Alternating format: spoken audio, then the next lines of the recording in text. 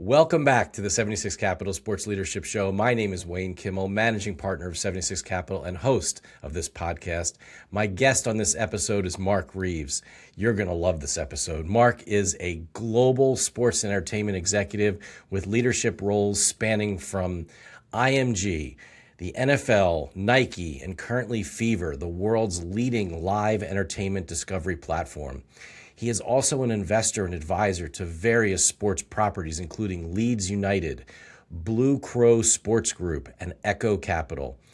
We're going to hear about all the things that he's involved with. In addition, Marc is also a Techstars Sports Mentor and is on the advisory board of the Tulane Sports Law Program. Marc, welcome to our 76 Capital Sports Leadership Show.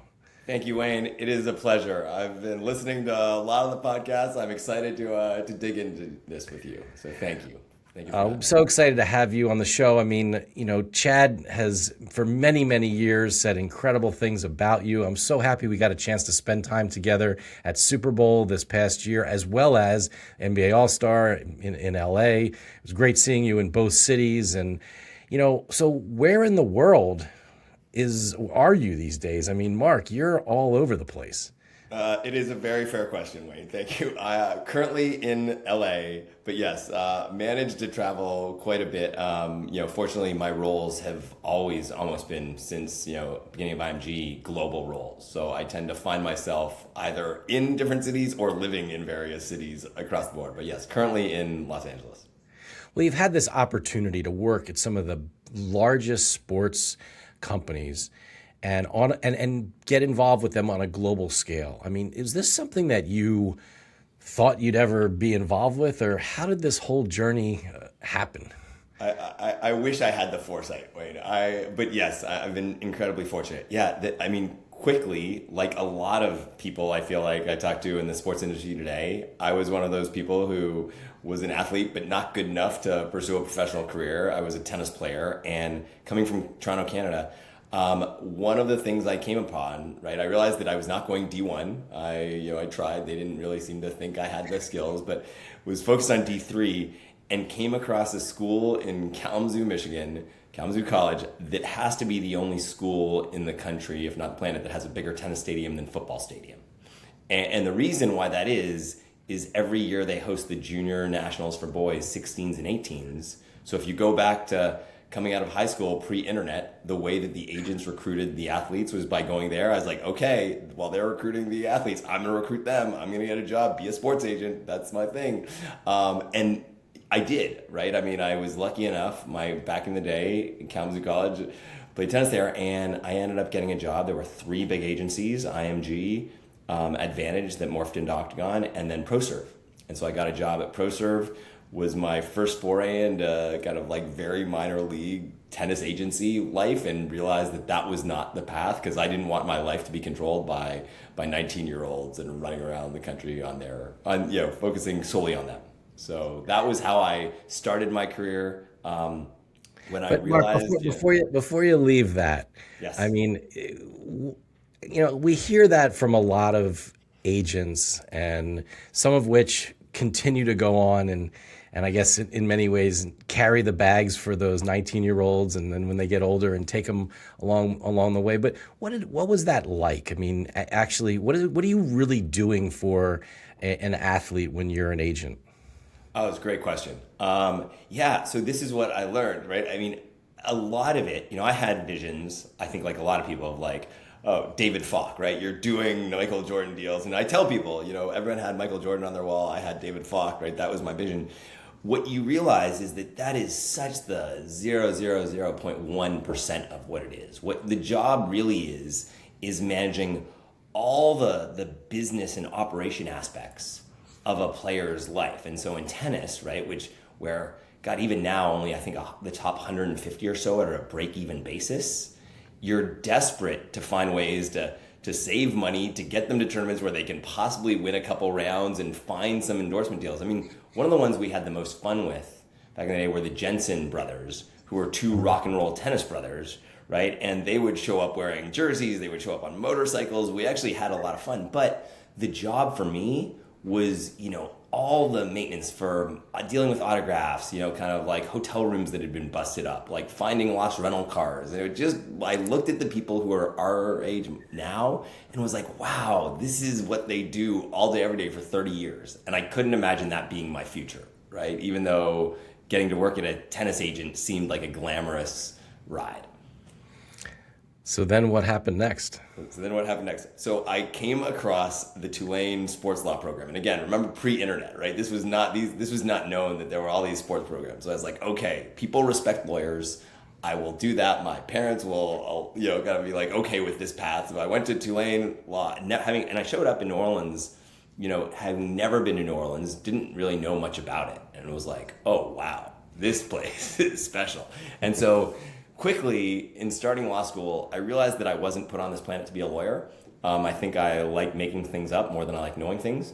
And so I kind of also, took the GMATs, took the MBA, so did a joint JD MBA program, but really was focused on just getting a job in sports. And I tell people, like, while a lot of people were studying, right, and that, I was like, how do I get a job in sports? And, and that. So I did every internship I could find. I worked at the New Orleans Saints. I did some stuff with Tulane when I was there, worked at the NFLPA and then IMG, all the while saying, hey, grades are secondary. What I just need to do is figure out how do I leverage this background of interest and passion into a job, right? Because that's ultimately the only goal. And so fortunately enough, after a couple unpaid internships at IMG, they hired me out of law school, and they kept trying to say, oh, you can go on our legal group. I was like, absolutely not, right? Don't let me do that. But what they said was that, and this was some advice I had learned at ProServ as well, was like, the way you keep a job in sports is by making people money, right? Very simple, but like,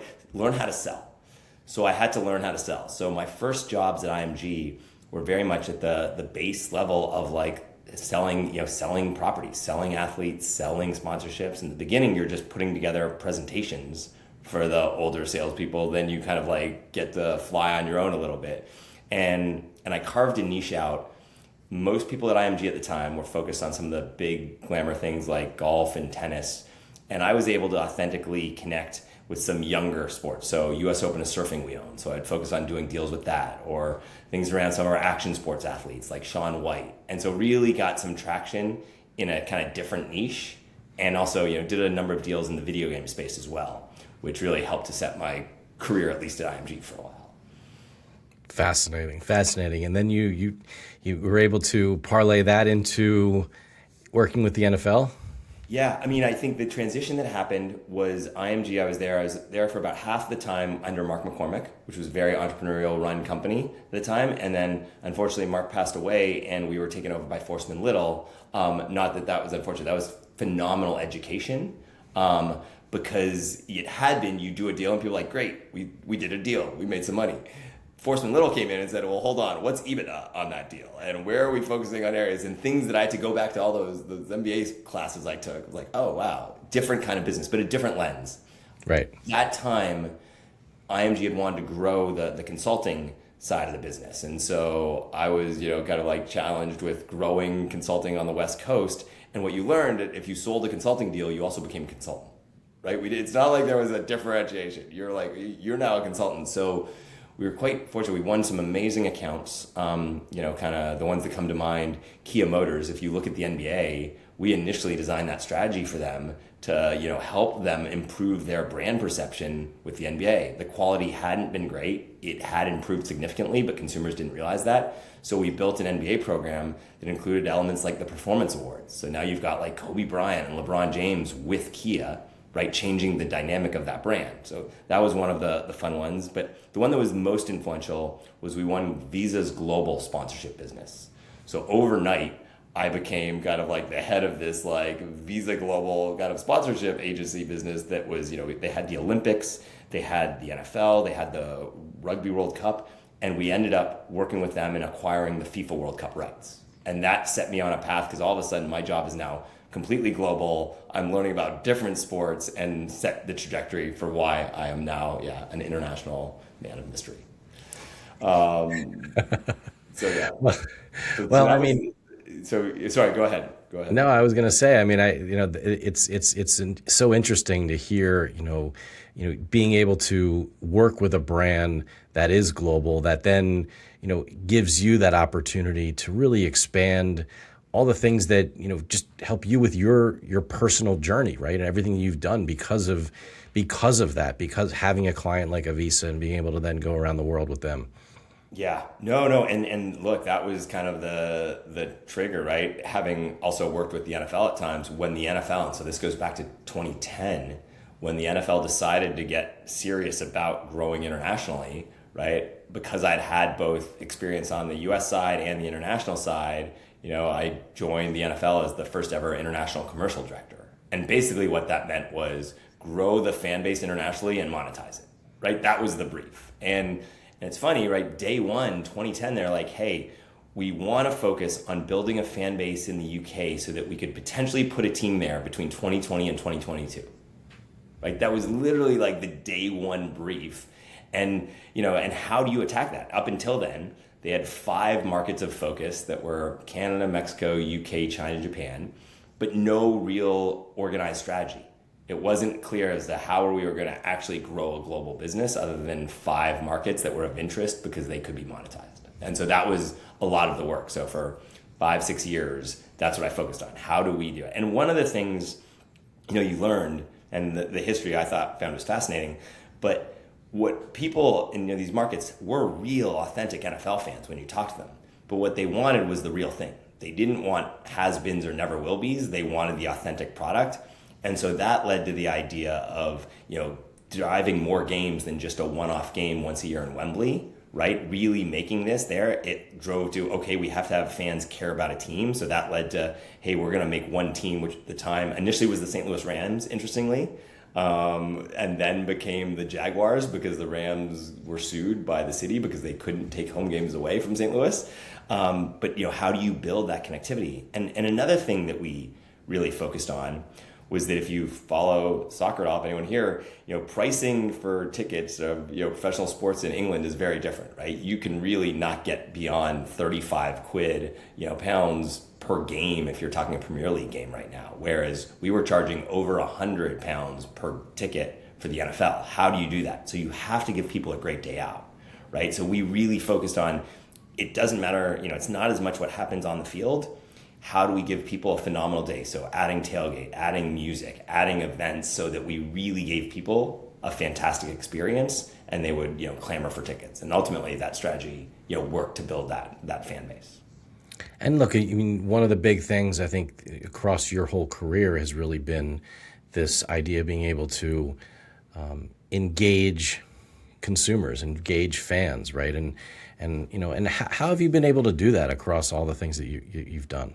Yeah, no. It's something that when I look back, I do. I really love tech. I love using tech. I think I've always seen that sports fans have such an insatiable passion for what they love, and they were relatively underserved. So, if you take the NFL, for example, one of the things that we focused on was in the Game Pass product, right? How do you get people to understand this game and increase avidity? One of the things you got to do is you got to give it to a way that, you meet them where they are. So adding different language elements, adding tutorials, adding elements, condensed games, right? So if you're trying to turn people, one thing we focused on at the time was there were 1 million returning Chinese students every year because a lot of them were sending their kids to school. So like, how do you take that they've learned this game and turn them into NFL fans? Well, they can't watch on a Monday morning 3.5 hours. You got to cut that down. And one of the stats that, always sat with me was that in a 3.5 hour game window in an NFL game, there's effectively 11 minutes of actual action in any game. And so How do you condense that down, right? Using Game Pass to give people bite-sized content so that they can get more engaged, and then they're the ones who will ultimately be ambassadors and bring more people in, right? You don't do this alone. You watch sports, it's a collective community element. How do you get them? How do you find those people who are really your people who are gonna be on the ground, bringing more people into the fold? But I always love using technology, bringing, kind of what tools are out there that we can kind of connect deeper and let people go deeper into things they love, and they'll show you, right, how they want to engage. Well, what were some of the new technologies that you used, throughout your career? God, yeah, no, it's a great question. I mean, this goes back actually even to IMG, so I was housed in the San Francisco office. And so truly pioneering the idea of using social media tools, right? And you can imagine when we first started talking about Facebook, and this was when Facebook was a small little one office company in Palo Alto, right? And we had meetings set up and, like with the leadership, right? All the names, from that company. And, the first response when I said, hey, I think we're meeting with Facebook, they're like, hey, will they sponsor Indian Wells? It's like, no, they are not sponsoring Indian Wells, right? But you have to understand what this tool is. And I will give great credit to Tony Godsick, who is Roger Federer's agent, who had the foresight to say, yes, we can use this tool because Roger really wants to have a direct relationship with his fans, not just through the press. And so if you go back to the 2009 French Open, somewhere on the internet, there is this video that we had filmed with one of those little square cams, right? We had sent it to them. And after he won the French, he put, I think it's like an 8-second video, and it said, it's kind of awkwardly, he says, I want to introduce to all my Facebook friends, my new friend, the Coupe de Muscalet, right? But what that did was it showed that you could have a real live raw moment, right, with this athlete, and that provided not just connectivity from the fans, but also sponsors like that. It was something that wasn't just like, oh, a flat passive ad. It was actually dynamic, real video that didn't take, kind of huge amounts of money and effort to film, right? And so that was kind of one of the first times we got, kind of IMG to see like, hey, there's something here. We're feeling it in Silicon Valley, right? Social media is taking over, but you in Cleveland or you in New York aren't really feeling the same vibe. This is how we use. So that was the beginning, I think, of where it really was like tech is really important in the sports world. And I've just used that, I think, more increasingly every job. My job so after the NFL, I went to Nike. My job at Nike was actually first focused, Nike moves you around a fair amount, but was on the digital connected ecosystem. And the brief there was, how would you think about Nike consumers like you do sports fans? Meaning, how do you get to know them better and serve them better? And so, I was challenged with building an ecosystem that said, if you think about all the ways Nike interacts with people, whether that's through a retail environment, whether that's through web, through app, through events, how do we collect data so that we know that Wayne lives in Philadelphia, he's a fan of this team, he does these sports, and we can serve you in a much more personal way? Yeah, it's incredible. I mean, going back to what you're saying about Federer, I mean, that's an unbelievable story. I mean, just thinking, about what he's done over his career. And I guess one of the most recent things with On, the shoe brand is unbelievable what he's done there. I was just listening to a podcast, I think, with Tony about that story, right? And I will say this too, having been fortunate enough to work with some of the world's most renowned athletes, Roger is one of the rare ones who puts everybody else ahead of himself. I mean, down to the little things of asking about family or opening doors for you. Nobody else at that kind of global renowned athlete level I've ever seen do that, right? But you're right. I mean, when you listen to Tony talk about it, the On opportunity is incredible because now you see what's happened. You have all these brands, On, Hoka, these other upstart brands really coming into their own, right, in this world. And yeah, the success of On has to be tied very closely to Roger. And I think the brand value. One of the things I just had this conversation with somebody about it was I think Nike at the time when they decided not to continue with Roger, right? They were thinking about that as a tennis category. But if you take a step back, people who love Roger, that they do lots of other things other than tennis, right? They transcend sports. They may not play this, and I think they kind of missed that one because it's hard to not see that. Wow, these people who love Roger really love Roger. Right? They really kind of believe in him, and I think that transcends the business opportunity. And I'm not sure, again, the dealings, I wasn't close to that one, but yeah, it seems like now On is doing a great job, both with Roger involved and kind of that brand connectivity. When you think about some of the brand deals that you've done over the years and different types of collaborations or different types of partnerships, is there anything that sort of really stands out in your mind? You're like, wow, that was just so much fun, or that was such a great idea, or you and your team did something that was just really just was so special. Wow, there's so many I don't want to miss. I feel like I will miss some. Unfortunately, I will say this: there were some ones that stand out for various reasons, I think, in each of the roles, right? I mean, I'd say this, one of the ones I mentioned, pioneering, if you go back, if you're into the video games, being involved with both EA and kind of what they were doing on some of the video game, but then also being hired by Take-Two 2K Sports when EA got closed out of the NFL, and building a game using athletes like Joe Montana and Marvin Anderson was fascinating. And how do you take on the behemoth? How do you take on the gorilla, right? It was a really fun experience as both a consulting client and somebody who we used IMG athletes for, or a lot of different athletes as well. I think, at the NFL, just the idea of how do you really create value, and working with great partners like AB InBev or Microsoft to say, hey, we're going to actually, instead of go market by market, we want to do a global partnership with you, and we want you to see the vision of there. I'll give you an anecdote, and then I'll move on to one other one. But like, one of the things that you learn right at the time, you could, in the U.S. you couldn't you didn't have athlete deals with beer, right, and alcohol. But in Mexico, those roles didn't kind of like have the same limitations. So we had Modelo as our local partner in NFL Mexico, and Modelo decided that Joe Montana was the biggest name, and they wanted to have Joe Montana as kind of like the kind of the icon around this. But you could use Joe Montana, so they created Joe Montana beers, and they had his jerseys on it, they had his championship rings, they had this. And so I ended up getting married in Mexico, and I think all my friends remember from my wedding in Mexico is that it was at a pretty epic villa on the coast, and all they drank was Joe Montana beer the entire time, because Modelo had been kind enough to like deliver like a truckload of Joe Montana beer. So that was like those fun quirks, like, oh, the world is different and the rules don't apply.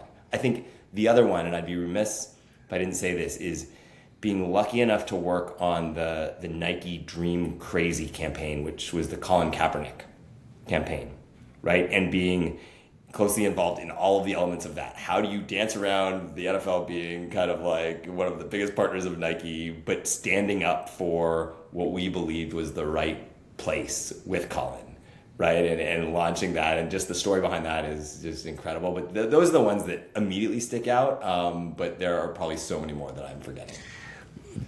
If you can tell me, working with Colin on that campaign, I mean, was he in the room with you and your team when you were putting that together, or how did that all come together? There's a lot, and again, I want to say something with Nike. Nike is an incredible machine, and there's so many people, right? I mean, I tell people there's like, I think 14,000 people in Beaverton, right? Like, you can't talk about how many people. So when you're talking about these projects, like, so many people touch it, and so many people deserve a lot of credit. I'd say this: we took a lot of inspiration from Colin, and I will say there, so my boss at the time, the guy named Gino Fissinati, who now runs the brand Montclair. But he really he's a visionary without question. And I think he really saw the opportunity first that Colin could transcend sport, right? That this story was bigger than sport. If you think about like some of the ones that we had seen, but at the time, really important to stand up. And so he gave us the courage to be able to go, and also, how do you get this? How do you actually do this, right? And I will say that one of the anecdotes that you look back on how this all happened. We were supposed to launch that campaign, the NFL kickoff, and so we were going to launch the black and white photo with 9 words, and then go on kickoff night with the whole commercial. Right, that was the whole plan. The film was finally finished right around that weekend, and we started to learn that there was going to be some pushback, maybe more pushback than we had anticipated, and pushback potentially enough to stop the thing in its tracks. And so rather than have that happen, the call was made to have Colin actually post it on Labor Day, which normally you would never do, right? You would never start a campaign in kind of the discipline of like during a public holiday when no one's paying attention. But the belief was we needed to get it out there so that they couldn't pull it back, right? It had to be out in the world before so we actually ended up moving everything up a day. So it actually launched the Monday and then the Wednesday before season kickoff. When we did it, to accelerate the movement so that it could get out there. But I think it was just story that needed to be told. And I think, one of the things that I think take great pride in is that when you talk to the people who had been around Nike for a long time, and Nike famously was like a cult. A lot of people had been there for 20, 30 years. They said, this feels like the old Nike, right? This feels like the rebellious swagger, kind of like Nike that they felt had been missing for a little while. Again, but credit goes to folks because a lot of people were involved in a lot of decisions. But ultimately, it was really fun to be around something that means more in the world, right? We all know sports is something that you can go really deep in, but the impact of sports across kind of communities and the universe, there's nothing, as everyone knows, more democratic that can bring people together that ultimately have no other connection point, but sports is that universal kind of connector.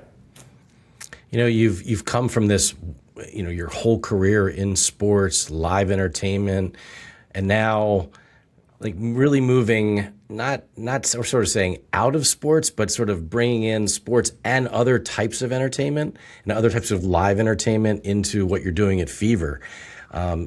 That's amazing that you're doing that. And I think a lot of people are, may know Fever on a local level. But I mean, this is a global business that you're now helping run. Yeah, I mean, again, I guess better to be lucky than good. And in terms of, I was introduced to the founders of Fever, which is based in Madrid, right? It was one of the reasons why I think it has, and the vision of it was astounding.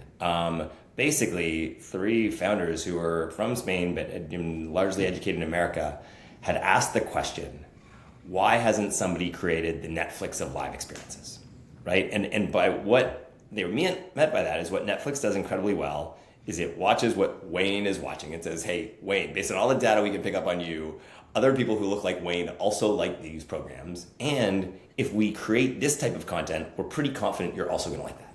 So these guys said, how do you do that in live experience? Live experience is very fragmented, right? But how do you do that? So to do that, you need a data set, right? You need the equivalent of Netflix's kind of like platform, right? So they created something called Secret Media. So Secret Philadelphia, Secret New York, Secret London, Secret Dubai, Secret everywhere.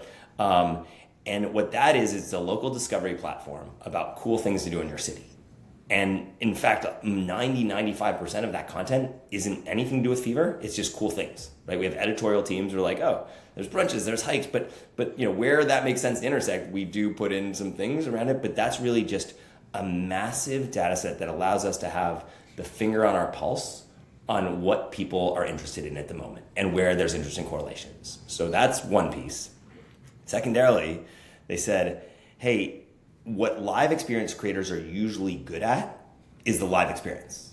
What they tend to be less good at is some of the business operations behind it. Everything from ticketing platforms, pricing optimization, marketing, customer service. So how do you provide a business that provides best-in-class services there at a reasonable price with as minimal friction as possible? And then third, kind of like Netflix, if you take all of that data, it should lead you into where there are gaps in the marketplace that you can serve in live experience, or you can de-risk decisions. So one thing that Fever is famous for, was candlelight concerts. And the insight there is that there is a big delta between people who listen to, let's say, Taylor Swift on Spotify and people who are lucky enough to once in a lifetime get to a Taylor Swift concert and be able to afford it and bring their family. The middle point in there is a live experience around Taylor music that people love to come together on, but is much more accessible in their city, right? And so with that, they've done a lot in music and entertainment. Sports was a gap.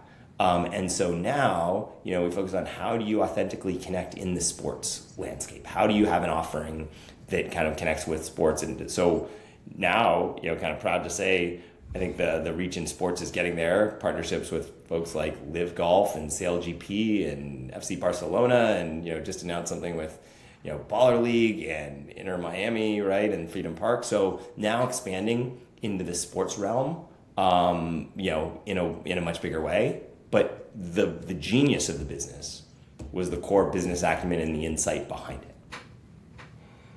Really fascinating, really fascinating. I mean, and you talk about all these amazing things that you've done and throughout your career and all the things that have taken you all over the world to do these things. And at the same time, your spouse, she's also a rock star and doing all this. And you guys have kids. Yes. I mean, I will say this. We met at IMG.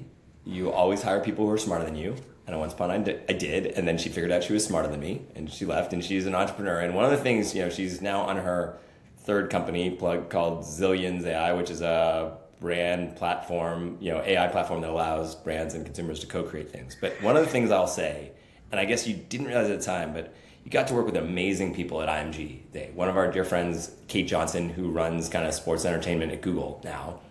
I saw her speaking at World Congress of Sport a couple of years ago, and she was talking about finding your voice as a female in the sports industry. And we caught up after, and she's like, Mark, I got to tell you, the first woman I ever saw in the sports industry not afraid to use her voice was Michelle, right? She was always one who didn't understand why things had to be the way that they had been done, and wanted to make sure that there were different perspectives, and particularly a female perspective, right? Kind of at the table.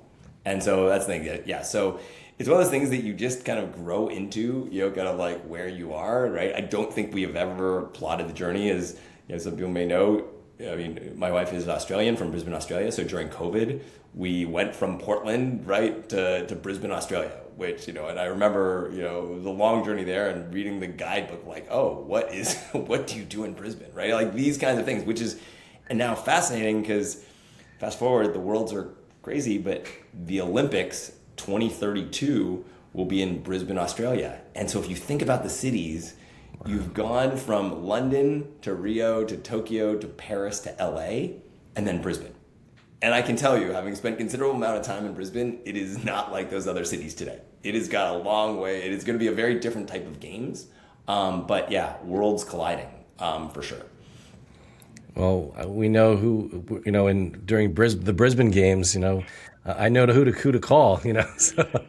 I will say, but one of the things, right? And and actually, you know what? I'm gonna give another one. You just sparked, if you don't mind, another. Anyway, one of the things that we got to do at Nike was really, one of the things Nike teaches you for sure is to focus on the experience of the athlete. And in Nike lens, if you have a body, you are an athlete, right? So focus on the experience, and I can't tell you how much folks at Nike obsess every step of the consumer journey. So one of the things that we saw is that, as there was kind of pushback that, the kind of like the version of American football that kind of is violent, or can be violent and can lead to injuries. We saw, drops offs in participation. And what that also meant was drop offs in sales around football products, right? Around cleats, around all type of gear around football. So how do you combat that, right? You have to increase the TAM, the total addressable market. So using the relationship with the NFL and our activation dollars, we really push to say, hey, we've got to expand this out. So how do you do that? You got to have a non-violent version for boys who want to play. And by the way, that's really good for all the females out there who want to play a version of football. So really fought hard to make sure that we could invest those activation dollars in things like making football a high school varsity sport in every state. And how do you use an Olympic moment to make flag football a bigger deal? And that was things that when you're at a Nike and you have that kind of vision and you have that kind of market power, you can make things happen, right? And so it's really great to see the energy going around flag football. And folks like Tim Ellis, CMO, and Ian Trombetta at the NFL, were great partners then. It's amazing to see them highlighting all these amazing young creators, these young female athletes, right, using the NFL platform. I can't tell you how much I admire what they did, because when I was at the NFL, you didn't have that same connection with the fans. You didn't speak to the fans, and I think they're doing a phenomenal job bringing that brand into kind of relevant terms for today's audiences. Well, we can't wrap this show up without talking about your ownership in a number of different soccer teams and all the things. Ownership is a big word. I'm a small investor in some soccer teams and very passionate. But yes, it is. I'm incredibly fortunate to be involved in some teams, and it is a huge passion of mine. Well, let's talk about it. Where do we start? Where do you want? Let's talk about Leeds. Look, Chad would be, he's the biggest Leeds fan. And I guess, I guess it was from you or from, I'm not sure how it all came about, but like he loves Leeds. And how did you get involved with them? And what a journey so far, that Yeah, I you've mean, had. again, you would know this, Wayne. The sports world is really small, right? People tend, when they get jobs in sports, don't leave it. So people tend, you have relationships that go a lifetime. When I was when my very beginning stages at IMG, I interned with a guy named Parag Marate, and you meet people who are just processing at a different speed. And like we sat next to each other, I think it was like in a kitchen, right? Next to each other, was like, oh wow, competition is tough because this guy's really smart, like really smart. And so we became friends, and have always have been friends since then. He knew about my passion for about football, soccer, which stemmed from FIFA and the World Cup work that we were doing, right? I really adopted it into the sport. And then along the line, he went from not only managing kind of large pieces of 49ers, but leading 49ers enterprises that had invested. They looked at 100 different clubs and decided that Leeds was the sleeping giant that they wanted to go full board on.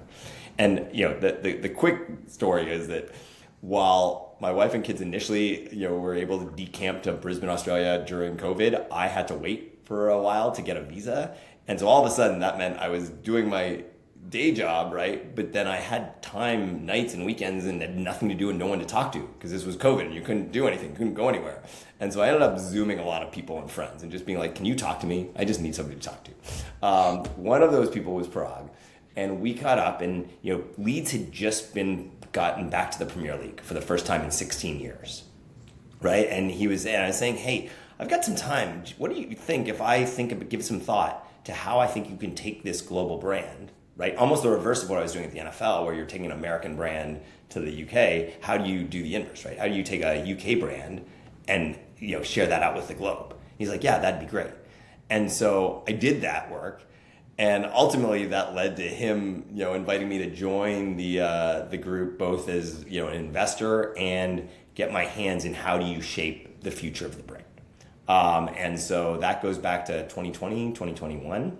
And you're right, even then it's been a journey. At the time, the group that the 49ers had put together were minority owners, right? And as Prague likes to say, right, we were the passengers, not the pilot, right? And then over time, increase the stake. Now the group owns 100% of it, and now are building the future. I think if anybody's lucky enough to go to Elland Road, which is the stadium that Leeds play at, it is one of those hallowed grounds that you feel it in your bones, but it is very outdated, right? The stadium today holds 36,000. I think we have a 26,000 person waiting list for season tickets, and there's so much opportunity around to kind of bring more modern opportunities for fans, right? Because the traditional experience in English football is you go to a pub beforehand with your mates, then you come for 90 minutes of football, right? And then you leave. And the thing is, but there's more opportunities. Certain ones, if you look at Tottenham Hotspur, that new stadium, while Tottenham is struggling and, currently, there's a lot, if anybody football fans are there, they're just on the cusp of relegation, but the stadium is a great stadium experience, much more aligned with American mentality of serving the consumer than the traditional football fan has been served. So that is one, and that is Chad. I may or may not have dragged Chad to watch the game during Super Bowl weekend with me, but yeah, it's lovely to see those fans, and also, you see the growth. I think we had always talked about 2026 World Cup. That will be kind of like the moment where America wakes up to soccer and really kind of take shape. It's crazy to think that we're a couple months away from that now, and just the game transcending. And one of the truisms I've always thought, and again, maybe this is just me, but you're starting to see soccer take shape. I think I read a stat recently that, now if you ask people of their favorite sport, it goes NFL, NBA, soccer is third, right? In terms of younger people now adopting sport.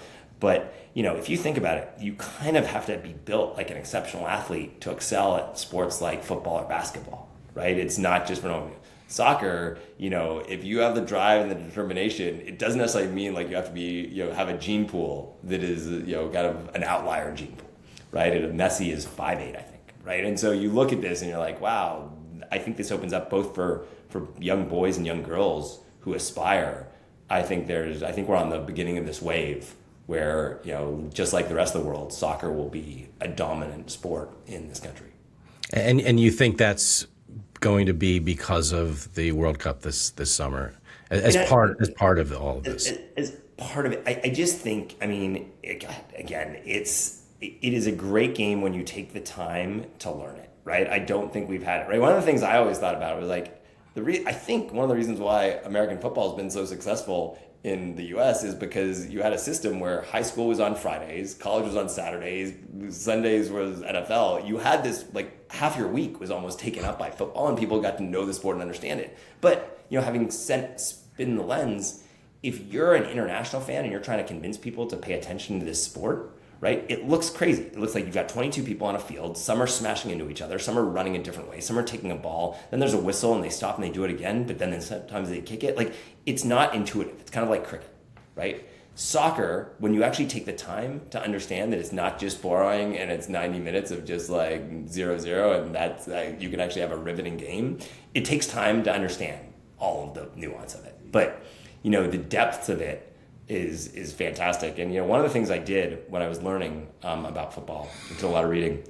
There's a great book called How Football Explains the World, and it goes into some stories that like how Celtic versus Rangers, which is kind of a legendary Scottish rivalry, and actually now 49ers Enterprises are investors in Rangers, interestingly enough, but that was actually Catholics versus Protestants. Right, and so you get so there's so much more nuance. Or working with my friends at Maximum Effort, right, and the story about Wrexham is just insane. Leeds is actually playing Wrexham this summer in the U.S. But that is wild. If you're a football fan, if you're a soccer fan, their journey, 4 straight promotions, and possibly getting into the playoff this year to possibly be in the Premier League next year is just astounding. It is just mind-blowing of that possibility. And they've done an amazing job with that, right? And so you love these things. This is the stuff that I get really excited about within this world. So yes, we're welcome. I mean, we welcome all fans, Wayne. So if you want to come join the marching on together bandwagon of us, of Leeds supporters, you're always welcome. Well, thank you. I appreciate that. And look, we certainly wanted to touch on what you're doing with Blue Crow and Echo and all the other things you're doing, but we'll have to do that on our next episode. But it's really been great having you on the show. And it's one of the things that we love to hear from a lot of our guests is really like, was there someone in your network that really helped shape your career to enable you to be the leader that you are in the sports and entertainment world? There are a few. There are many, to be honest. I will say, but and in different segments, right? I mean, I think I look back and I learned different skills at different type of jobs, right? I would be remiss. There's a few that stand out significantly, right? Alan Zucker now at Excel, right? I mean, he taught me how to sell in a way, and his story is fascinating because he started out selling carpet. At least that's the story he loves to tell. But like, if you can sell something as undifferentiated as carpet, then you learn how to sell, kind of like athletes. That becomes very easy. And so this, just the hardcore sales tools, he was just so on it about the process of selling. So that was something that I was like, friends like Steven Justman from IMG also, who kind of like really gave me a great lens of, kind of the bigger world out there and the business acumen and opportunities beyond that. But, also had some great leaders. It's interesting how people's journeys go, right? At the NFL, we had a guy named Chris Parsons who led international, and come from Diageo, but just really great business leader and also just a really great guy and how you treated everybody. And then, Nike, again, I can't tell you how many amazing people there are who work at a brand like that, but it's really nice to see, kind of folks like now the CEO who's returned, Elliot Hill, right? And if you've seen anything about him, he's not only a great business leader, he's just a phenomenal human being as well. And it's nice to see that. So again, you take pits, those are 4 people. I'm trying, there are so many more. I'm now worried that there's lots of people who I haven't, but I think you pick up from, if you can, one of the Nike maxims was be a sponge, right? Learn from everything, right? And I think those kinds of things where if you can kind of just like take on and learn pieces from everybody, it allows you to shape, kind of take what works for you and hopefully impart it on to other folks as well. Well, Marc, this has been awesome. I mean, keep running around the world. I love bumping into you everywhere, and it's just really it's so exciting to see everything that you are doing. Love the stuff that Michelle's doing, and your kids are getting to see like this incredible entrepreneurial power, sports and entertainment couple. That's pretty amazing. So you'll get to rest soon. They'll come up and take it all over for you. Yeah. I hope so. No. Thank you for having me. It's such a pleasure. Love talking. Love what you're doing. Right. Love the connectivity of what you guys do at 76 Capital. So, and thank you for inviting me onto this. And hopefully we'll see you in maybe Philadelphia for a World Cup game, or kind of the one of the players on Leeds United is the Medford Messi, Brendan Aronson, right? And he's doing a great job for us. So hopefully we see him feature for the U.S. team. That would be amazing. Thanks again. Yeah, thanks, Wayne. On behalf of the entire 76 Capital team, thank you for joining us for this edition of our Sports Leadership Show. Please remember to subscribe to our show on your favorite podcast network or on the 76 Capital website. You can also explore the hundreds of episodes we've produced over the past several years on those same networks. And as always, go out there and make it happen.